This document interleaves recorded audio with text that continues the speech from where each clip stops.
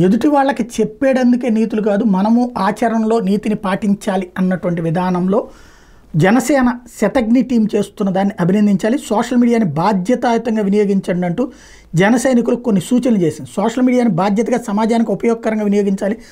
Party విధానాలని, ప్రభుత్వ కార్యక్రమాలను, అధినేత శ్రీ పవన్ కళ్యాణ్ గారి భావజాలాన్ని ప్రజలకు తీసుకెళ్లేలా పనిచేయాలి. సోషల్ మీడియాలో కొంతమంది వ్యక్తులు, నాయకులు రెచ్చగొట్టేలా వ్యవహరించినప్పటికీ సంయమనంతో వ్యవహరించండి. పార్టీ అధికారిక సోషల్ మీడియా విభాగం ఎప్పటికప్పుడు పర్యవేక్షణ చేస్తూ పార్టీ దృష్టికి తీసుకెళ్లడం జరుగుతుంది. వీటిపై సమయానుకూలంగా పార్టీ నాయకులు స్పందిస్తారు అనే విషయాన్ని గుర్తుపెట్టుకోవాలి.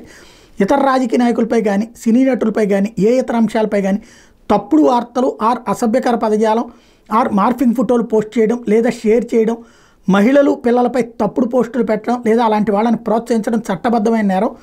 పార్టీ ముసుగులో లేదా అభిమాన ముసుగులో పైన 3వ పాయింట్లో చెప్పినట్టుగా చేసిన వారి మీద పార్టీ కఠినంగా వ్యవహరిస్తుంది, చట్టపరమైన చర్యలు తీసుకోవడం జరుగుతుంది. ప్రభుత్వ పాలసీలు, ప్రజా సమస్యలు చర్చించేందుకు సద్విమర్శలు, సూచనలను సోషల్ మీడియా వేదిక కావాల్సిన అవసరం ఉంది. మీకు ఏమైనా సలహాలు, సూచనలు ఉంటే మీ నియోజకవర్గ పార్టీ కార్యాలయం దృష్టికి కానీ, నాయకుల దృష్టికి కానీ తీసుకురావాల్సింది మనవి.